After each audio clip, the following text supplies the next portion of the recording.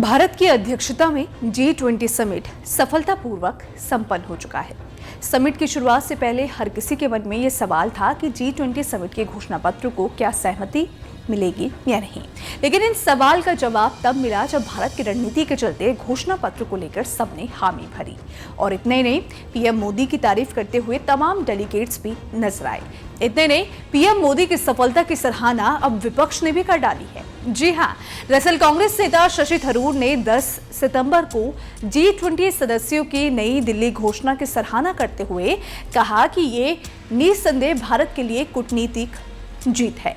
Media को दिए interview में थरूर ने कहा कि ये एक अच्छी उपलब्धि है, क्योंकि G20 शिखर सम्मेलन बुलाए जाने तक इस बात की ज्यादा उम्मीद थी कि कोई समझौता संभव नहीं होगा।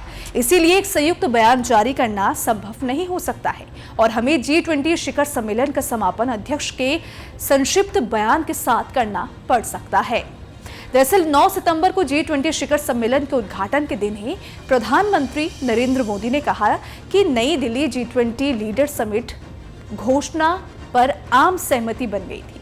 शशि थरूर ने नई दिल्ली घोषणा पर सभी सदस्य देशों के बीच आम सहमति बनाने के लिए भारत की सराहना की और थरूर ने कहा कि उन लोगों के बीच बड़ी खाई थी जो यूक्रेन में रूसी हमले की निंदा करना चाहते थे और रूस और चीन जैसे लोग जो उस विषय का कोई भी उल्लेख नहीं चाहते थे। भारत उस खाई को पाटने के लिए एक फॉर्मूला खोजने में सक्षम था।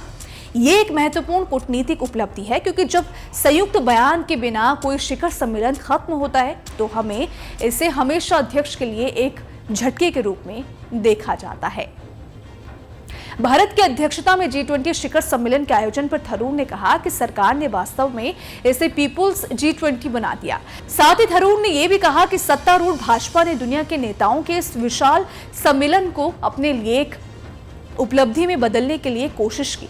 थरूर ने कहा कि अध्यक्षता के दौरान भारत सरकार ने कुछ ऐसा किया जो पिछले G20 अध्यक्षों ने नहीं किया था। उन्होंने वास्तव में इसे एक राष्ट्रव्यापी कार्यक्रम बना दिया। 58 शहरों में 200 बैठकें की। कुछ मायनों में G20 के संदेश को पूरी जनता तक ले जाने का श्रेय भारत को जाता है। भारत ने पिछले साल 1 दिसंबर को G20 की अध्यक्षता संभाली थी। इससे पहले G20 सत्र की अध्यक्षता करने वाले पीएम नरेंद्र मोदी ने शेरपाओं और मंत्रियों की एक आम सहमति पर पहुंचने और अंत में सभी G20 सदस्यों और कई सारे हितधारकों के बीच अहम और आम सहमति बनाने की दिशा में काम करने के लिए बधाई दी। पीएम मोदी ने रविवार को G20 शिखर सम्मेलन के समापन की घोषणा करते हुए अंतर्राष्ट्रीय और इंटरनेशनल इकोनॉमी सहयोग के लिए दिए गए सुझाव और प्रस्तावों की समीक्षा के लिए नवंबर में एक वर्चुअल G20 सत्र आयोजित करने का प्रस्ताव रखा। उस पर थरूर ने कहा कि उन्हें ऐसा करने का पूरा अधिकार है। शिखर सम्मेलन के समापन की घोषणा करने से पहले पीएम मोदी ने ब्राजील के राष्ट्रपति लुइस इनासियो लुला दा सिल्वा को समूह 20 के अध्यक्ष को औपचारिक तौर पर सौंप दिया।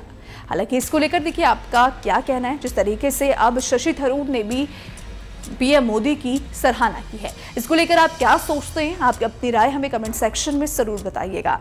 वीडियो पसंद आए तो वीडियो को लाइक शेयर करना बिल्कुल भी मत भूलिएगा। धन्यवाद।